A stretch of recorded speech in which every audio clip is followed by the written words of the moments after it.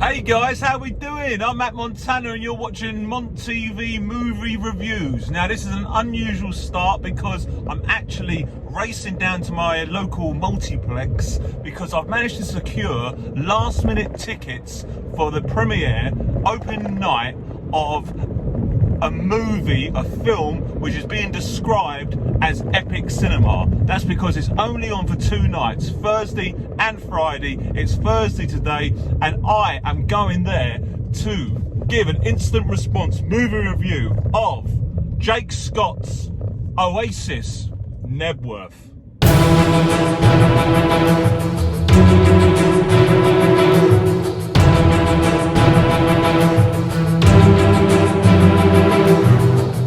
Back in August 1966, at the height of Britpop, the movement's biggest band decided to put on 2 landmark shows at Knebworth Park. And that band was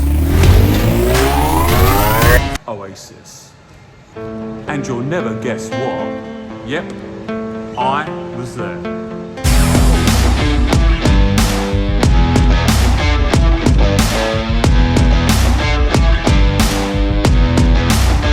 Yes, I went down with my little sister Vicky, my cousin Vince, and a load of mates to witness rock and roll history in the making.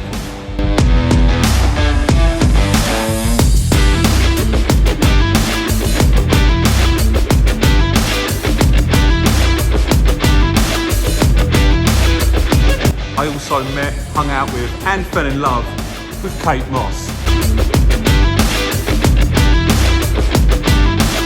As you can most probably tell, I am a massive Oasis fan, have been from the very start, and I look back at that time with tremendous affection and so much love.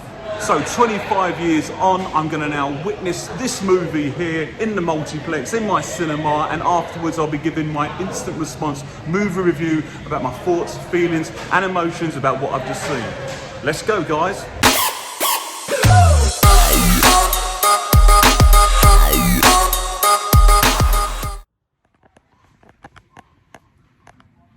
Yeah, right, how's it going? Nice one, thanks very much. Yeah, just been watching Knebworth, Oasis and all that in screen number 9. Sorry, I just can't help talking like that after watching Liam on stage for the last 110 minutes. Slightly long, should be 90 minutes, but was good. I mean, I'm a fan, I was at Knebworth. It's nice because of that reason. You know, it really does take you back. It really is a spot-on summary of that day. The fans, they're getting down there and all that. No mobile phones and stuff. It was of its time, that 1996 period before the internet really kicked in, you know, and mobile phones and stuff. And that plays a big part in it, because people went there to listen to the music, to be part of it, to sing along, not to record stuff like I'm doing now. To show where you are, and there's something that really comes across in the footage. That really comes across in the film. Also, as being a big fan, I recorded everything I had of Oasis. I was obsessed. When Oasis come out in '94, I was playing guitar already, but boy, did it make me want to write songs. It made me pick the guitar up and play seriously. It made me get bands together. They were that big of an inspiration, and that brought it all back. Honestly. Liam has never sounded so good. Liam never looked so good as he did at Knebworth. And what's great about that film is being such a fan and seeing so much footage of. I've watched everything of Oasis before. I've never seen about 85% of the footage of that gig. It's amazing. I was also very suspect before I came to see this that is it a bit overkill doing another documentary about Oasis? You know, we've had Supersonic. We've had Liam's, Was There Then, that kind of thing, Liam's solo one. And so I was a bit suspect as to whether Knebworth justified its existence.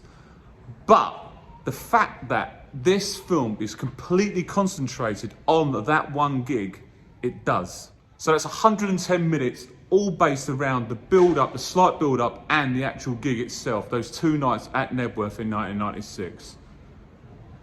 And you know what? The most wonderful thing about that film is, the best thing about that film is that the very best bits are the live performances.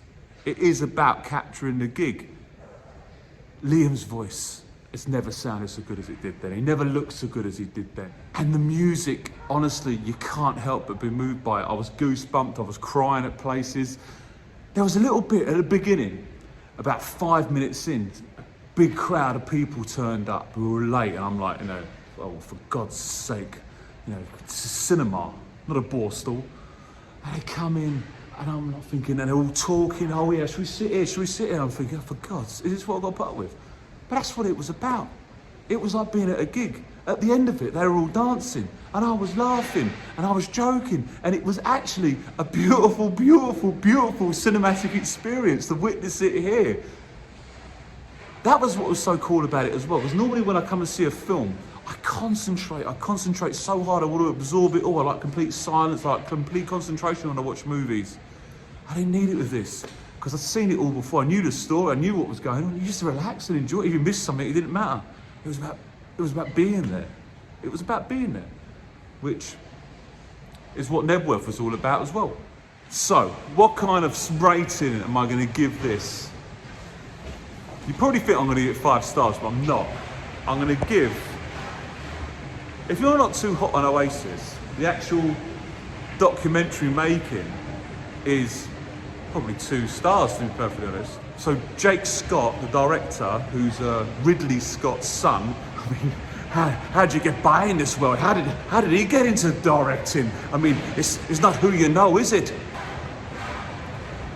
He puts together quite a credible documentary of this event. Do you know Jake Scott also directed the Back to the Future trilogies? Yeah, he did, yeah. I mean, that's why it's completely referenced all the time with Dr. Emmett Brown going, Jake Scott! Oh no. Right, okay, so I'm giving it Knebworth 3 stars. 3 stars out of 5, guys. Check it out. It's worth it. Right, Matt Montana here. We'll see you very soon. Thanks for subscribing and thanks for getting involved with Mont TV and all that nice one. Thanks very much. Cheers. See you very soon.